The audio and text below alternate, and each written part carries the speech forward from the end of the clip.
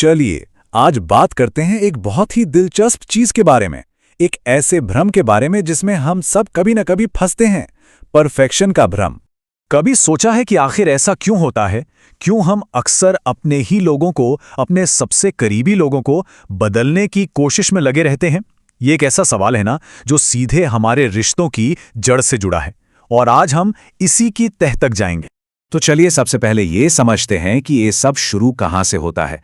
ये जो परफेक्शन की चाह है, ये आती कहाँ से है? असल में पता है क्या है, हम सब चाहते हैं कि हमारे आसपास के लोग एकदम परफेक्ट हों।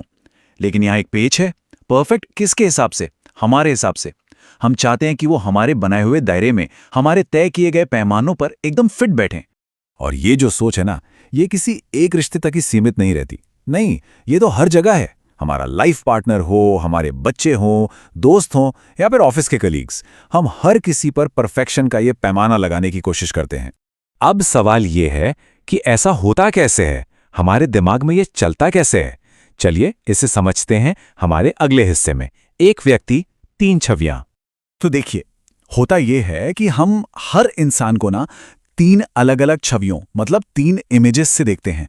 पहली वो है जो हमने अपने दिमाग में बनाई है कि भाई इसे तो ऐसा होना चाहिए। दूसरी छवि वो है जो हम उन्हें अपने हिसाब से, अपने नेचर के हिसाब से समझते हैं। और फिर आती है तीसरी और सबसे जरूरी छवि, वो असल में है कौन। और यहीं पर सारी गड़बड़ शुरू होती है।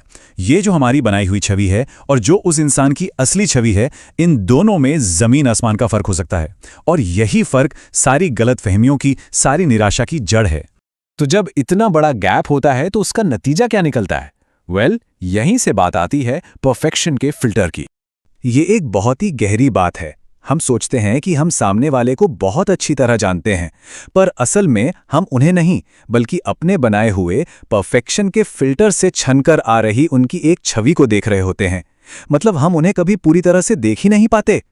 इसको ऐसे देखिए, एक तरफ है हमारा अपना पैमाना कि क्या सही है क्या गलत, और दूसरी तरफ है उस इंसान की अपनी सच्चाई, उसके अपने गुण, उसकी आदतें, उसका दुनिया देखने का नजरिया।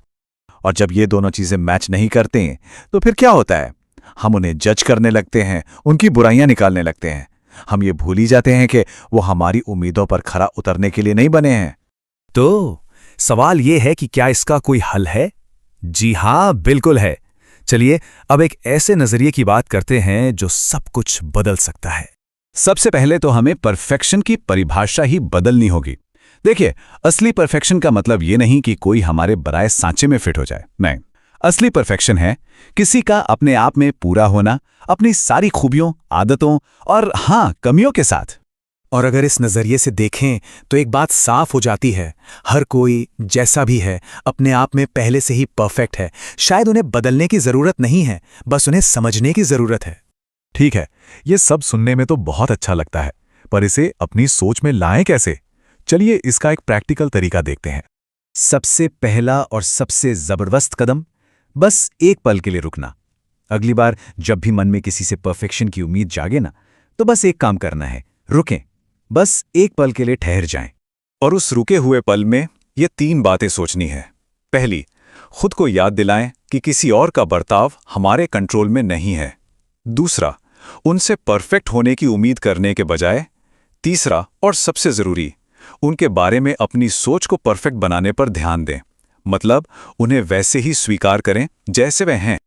और आखिर में बस एक सवाल, जरा सोचिए, जब हम दूसरों को बदलने की जिद छोड़ देते हैं और उन्हें वैसे ही अपना लेते हैं जैसे वो हैं, तो सबसे पहले सुकून, सबसे पहले शांति किसे मिलती है?